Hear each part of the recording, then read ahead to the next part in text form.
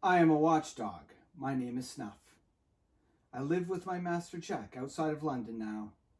I like Soho very much at night, with its smelly fogs and dark streets.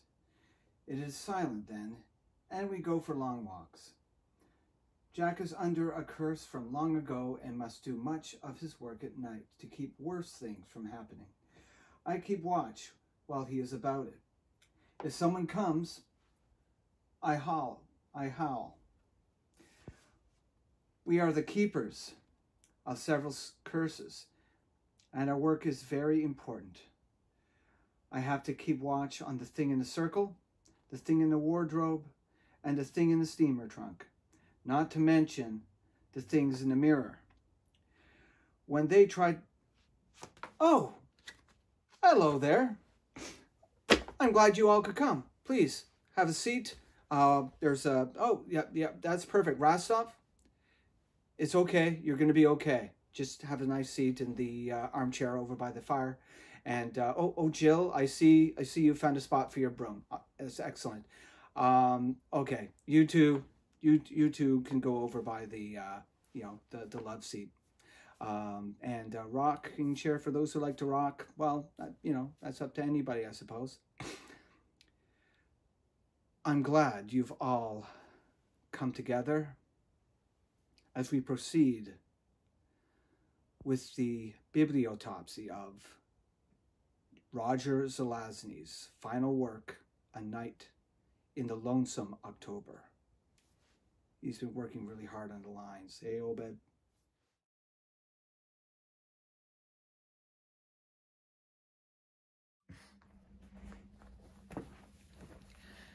Hey, welcome to On Stuff with Jeff, where I'm Jeff and I talk about my stuff. And today's stuff, I'm going to be talking about the Bibliotopsy of A Night in a Lonesome October by Roger Zelazny. This edition is from the Chicago Review Press. This one is from, it was published in 2014. Originally, it was published in 1993. Roger won he got nominated for a Nebula in 94. As you can see, the beautiful exterior art there. I love I like colors. I like a lot of reds and browns in my art. And it's by James Warhola. So I wanted to give him credit, seeing as I used this image at the beginning of the video. And the interior artwork is by Gahan Wilson, and I'll show you some of that. Let's see if I mean, this is pretty cool there. I don't know how well you're going to be able to see that. Nope, don't want to show that. Spoiler. There you go. Experiment Man. One more. Let's see if we can... That's a pretty cool one. Doesn't have any characters in it, but I mean, I guess it kind of gives you an idea of what to expect in the book. Okay. First I'm going to give you just a basics, just to hopefully get you interested in picking the book up, because like with all Roger stuff, you should read it. Roger Zelazny is one of my favorite novelists. So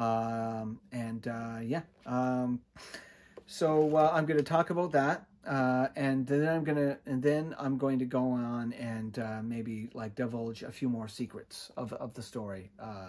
Because sometimes people like to hear people. I know people like to watch videos where people are sharing something that they themselves love. So we'll get to that. Let's see. One of the first things about this book is each chapter is one day in October. Except for the first one. The first one is just called A Night in the Lonesome October. And then it starts, the first chapter is October 1st. And then it continues on until October 31st, which is the final chapter. There is a tradition among Roger Zelazny fans, and certainly fans of this book, to read a chapter every day during the month of October. So, next year, maybe you can go out and do that. Pick it up.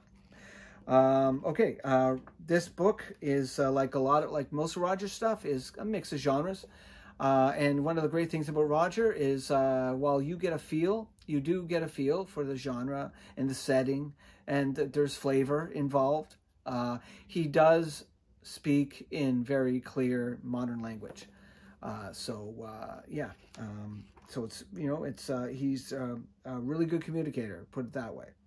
And it's an enjoyable, simple read. It's not like super dense, although some of his books he's able to pack a lot of info into just a small sentence, just because just how he places it in the paragraph. It tells you more. He's able to tell you more with less. Okay, so this book is a Gothic supernatural thriller with elements of horror and some humor. It's a first-person story, and the first person is a dog named Snuff. Snuff, as explained in the book, it was basically summoned by Jack, his human partner, and somehow given human intelligence and sentience. Jack and Snuff have a bunch of things in Jack's basement that they have to take care of. They're like some sort of supernatural monsters. Jack has to go out once in a while to collect things, to maintain it, presumably to alleviate his curse, the curses that he has.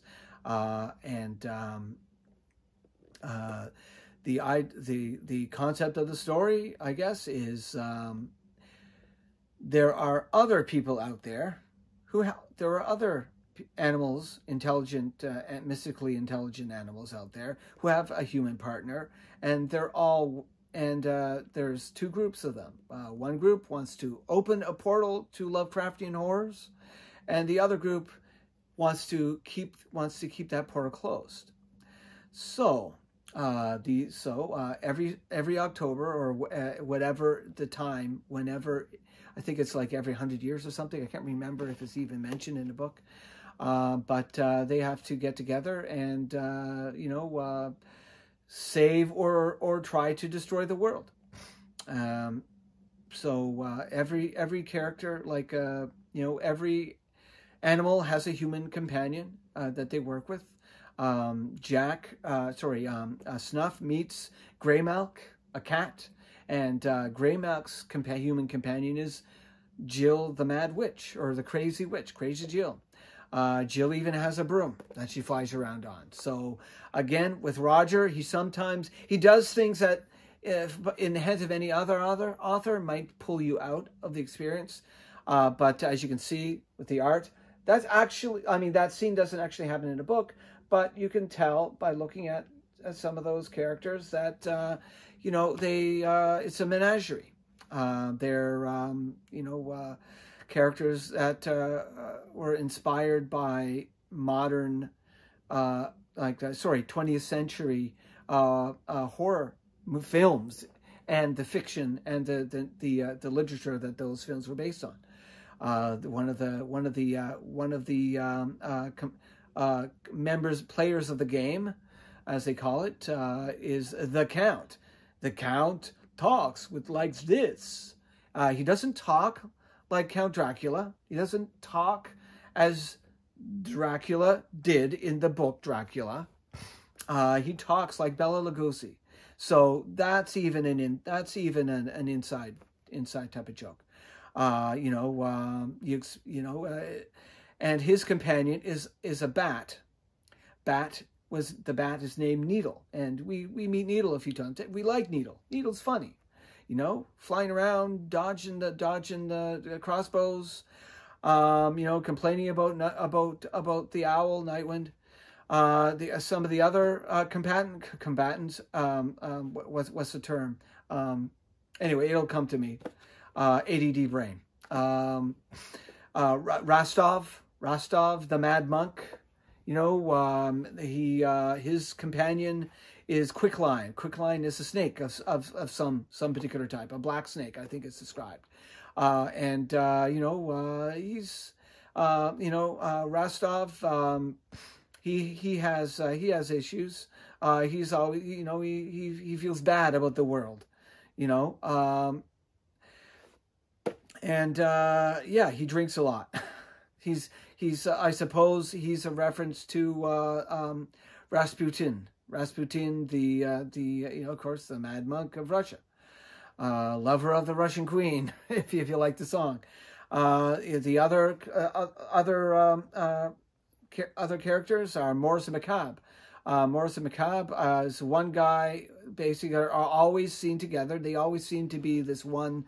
They're not like joined at the hip or anything, but they are figuratively. They're always together, and they're treated as a single unit.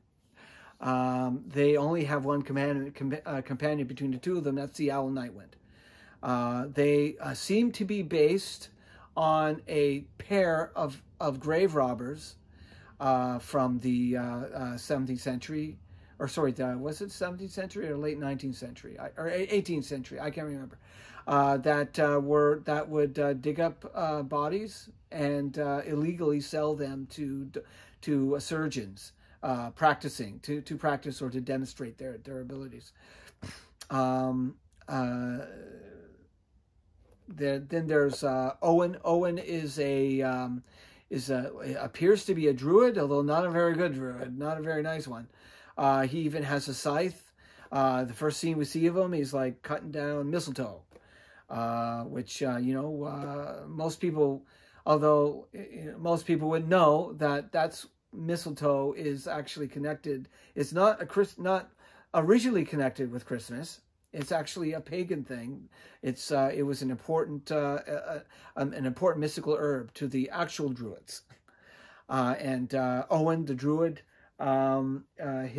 his companion is one of the other ones that we all love. Cheater the squirrel. Impolite. It's impolite. It's impolite to ask. That line always when at the beginning that line always cracks me up. I don't know why. It's one of those things. Because like after a while you hear the animal's voice, like, oh, excuse me, the character's voice. Oh man. Then of course there's one of the other ones is the Vicar Roberts. He's a priest. Seems to be a bit of an extremist. Always talking about horrible things going around. There's like demons and monsters and unspeakable things at work in the city. And his companion is Tekla, the White Raven. Although I don't really know what the White Raven connection is. Is it because it's a raven and it's instead of black, it's white, so it's an opposite type of thing? Maybe. I don't know. Other characters involved as Larry Talbot. Oh my God, that's an Anne Rice character. Which actually might be a reference to Larry Talbot. What do you say? What do you say, Anne? Were you referencing a reference, or were you referencing the original reference? Who knows? And Larry Talbot is fixated. It seems his companion are plants. We don't really know. He's fixated on them. An herbalist. Then, of course, there's the good doctor, who lives a little outside of London and outside of Soho, in an abandoned barn. There's always lightning. Seems lightning is specifically around the barn, the good doctor has his experiment man, and Bubo, who is a rat, who wants to be part of things. He wants to help out, of course there's the great detective. And of course, I don't want to really give anything away about Larry Talbot, but because that kind of is a reveal, unless you all automatically get the reference with just the name. The good doctor, of course, Victor Frankenstein, and his experiment man, Then there's the great detective and his companion, who is, of course, his sidekick.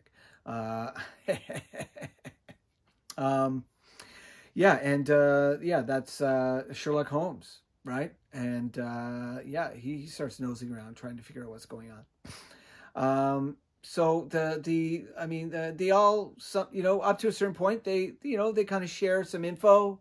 As long as you're not too nosy, they can work together.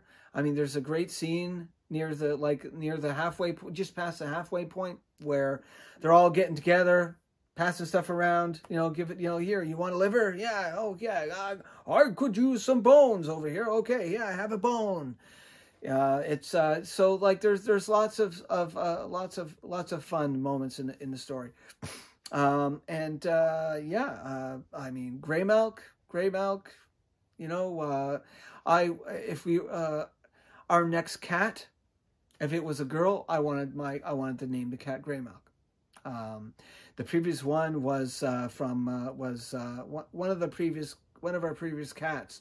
We named Pantalaimon from His Dark Materials, and Eddie. I'm going to start talking about my cats now.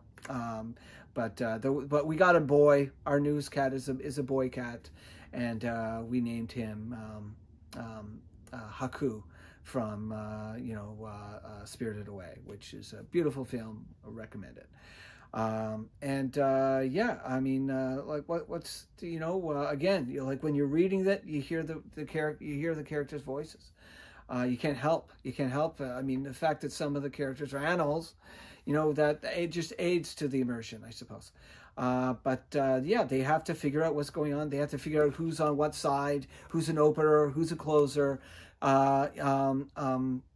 Snuff has to, in order to find, each side has one person who has to make, Snuff just says that he's drawing lines in his head, to mystic lines to connect the actual living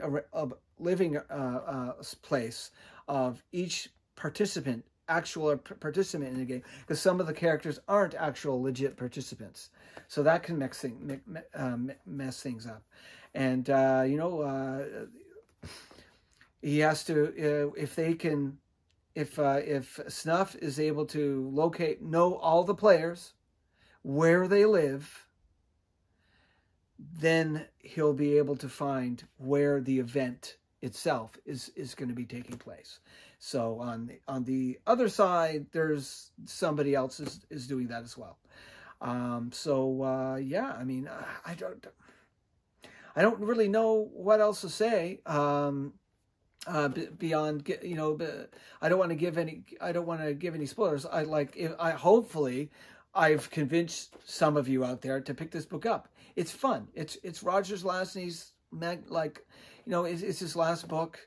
It really shows his love of genre. It shows his love of those old horror movies. There's a theory, although I don't know. Maybe if Trent, if you see this video, maybe you can fill us in if this rumor is true, that Roger basically made a bet with somebody. I bet you can't make us feel sympathy for Jack the Ripper, and that was the genesis of this story.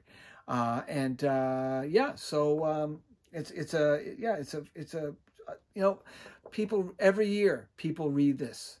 That's how good it is. Every year they read it throughout the month of October, and I hope you will too. So now we're going to go on and we're going to talk about a little bit more about in depth, I suppose, and a little bit spoilery type of stuff. So if you don't want anything spoiled, it's okay. Pause my video and go grab the book, and read it. Read it now. Okay, let's go move on to the more spoilery portion of the video. I mean, all the great scenes, right at the beginning, where every time Snuff goes to leave the apartment, there's always the thing in the circle that always tries to entice Snuff with an encounter in order to get him to break the circle so that he can escape. It's like turning, how'd you like redheads? Oh yeah, baby. Or there's a one scene where that my wife laughs every time where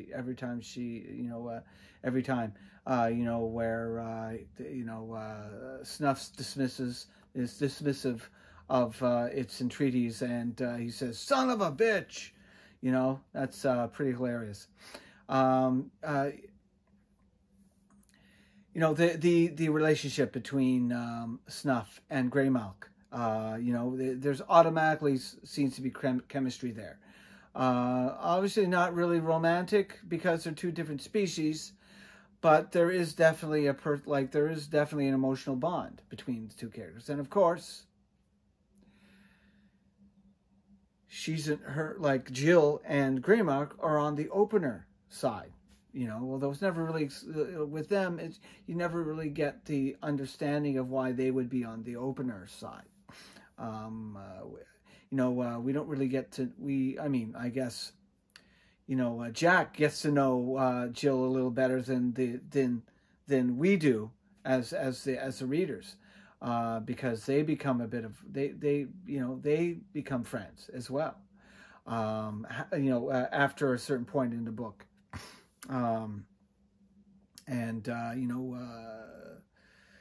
The vicar, at first we just thought it was some crazy lunatic priest, seeing, accurately in his case, seeing supernatural evil creatures on the city streets.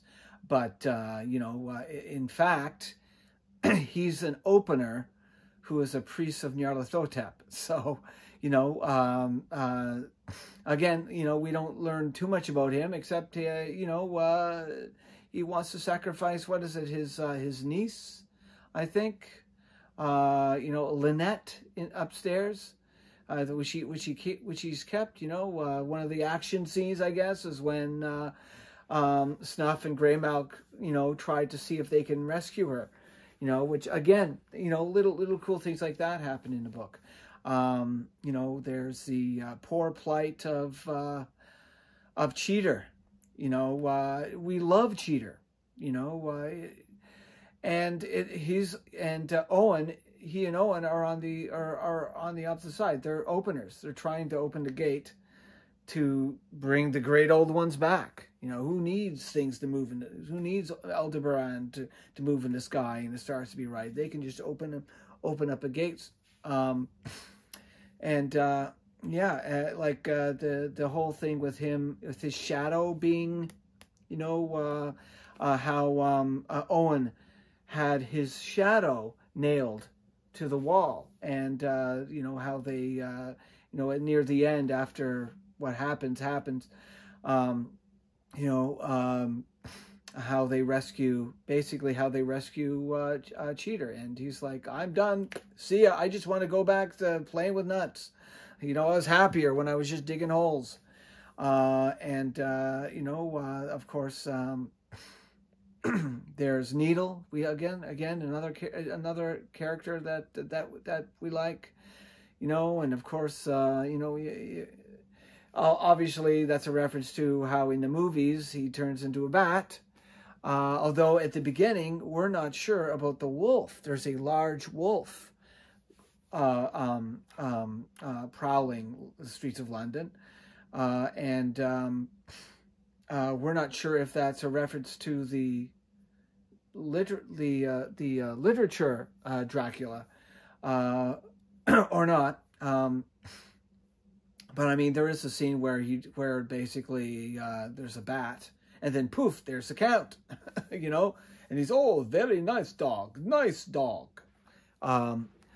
Again, for the Count is a closer, so he's technically he's on the good guy side.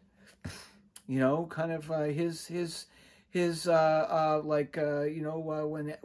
asked why you're an evil monster, why are you trying to save the world, and it kind of reminded me, there was a scene in Buffy the Vampire Slayer where Spike says kind of the same thing, and I kind of wonder, if the writing room of Buffy came up with that idea. Well, I mean, maybe, obviously, there are other things going on in Buffy in Spike's mind at the time, but yeah, it just kind of seemed to echo what Roger had already put down. He likes this place. There's people that he can drink from. It's great. And he probably can't imagine himself drinking from any of those, non-Euclidean horrors. Dracula, the Count's kind of cool,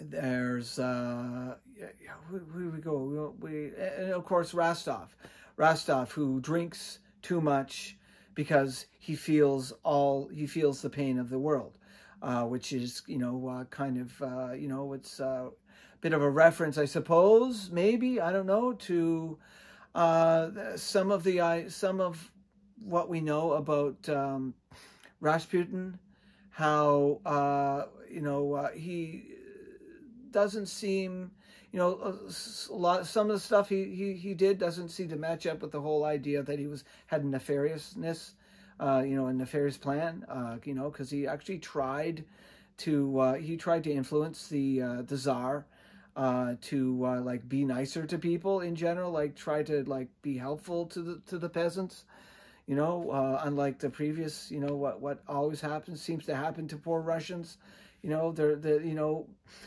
don't have to be stoic about an oppressive regime, okay? You can fight back. I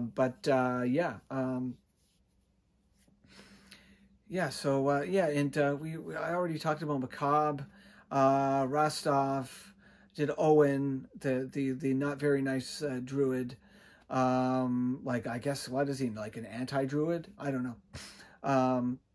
We did Jill, the crazy Jill, of course, probably the reason why he called her Jill, because at the end of the story they had this, Roger really wanted to say, I kind of feel like Roger, there is something to that story, because it kind of feels like Roger was just writing things just to say, haha, you thought it wouldn't work, and at the end, Jack and Jill went up the hill and Snuff and Grey behind them, or something like that. I can't remember the exact line, but yeah, he just wanted to have Jack and Jill go up the hill, it's and like that, the scene where they're, I think it was the 18th, where they're, just sharing, they're at one of the graveyards, passing around things that they need to complete whatever the spell or the ritual that they need to use to prepare themselves to do what they have to do, open or close. There's cool stuff with, of course, Larry Talbot. Larry Talbot is the name of the Wolfman's human character in the Wolfman movie. That giant, that wolf, the wolf prowling, it was actually not the Count. It was actually Larry Talbot. Larry Talbot's a Wolfman and is an herbalist who is studying how to control his change. In the end, it works. And, he sacrifices himself to stop the vicar. And it kind of falls in, which again reminds me of what happened in the Order of the Phoenix, where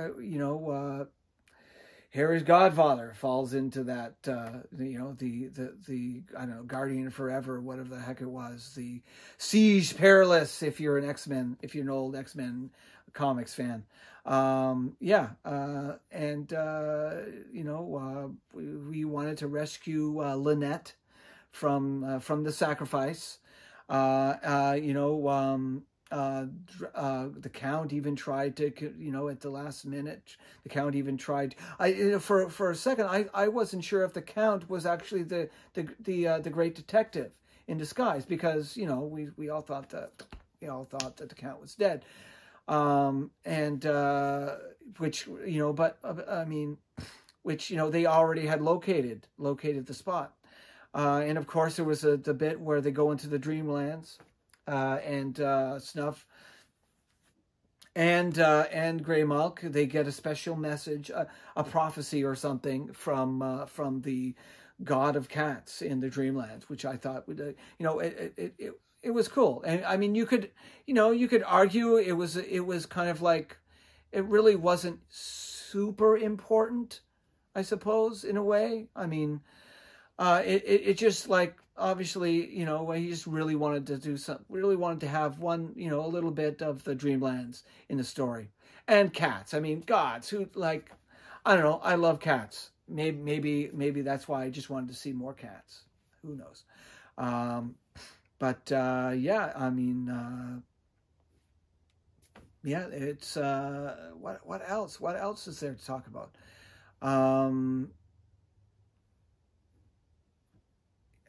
Yeah, I mean, it's such an enjoyable book, and yeah, I really hope you guys, you know, if you lost your copy, whatever, go out and pick it up, and yeah, I just hope you enjoyed this video, reminiscing about a great work, and yeah, I don't know. Let's see if I can read since we've already passed the spoiler portion. Yeah, here we go. I turned and looked back in time to see the experiment man start down the southern slope, carrying the Count. So, you know, I guess, I mean, the experiment man can't do anything on his own, because as far as we know, the good doctor's dead when his building caught on fire. Hi, cat, I said. I'll buy you that drink yet. Hi, dog, she said. I think I'll let you. Jack and Jill went down the hill. Gray and I ran after.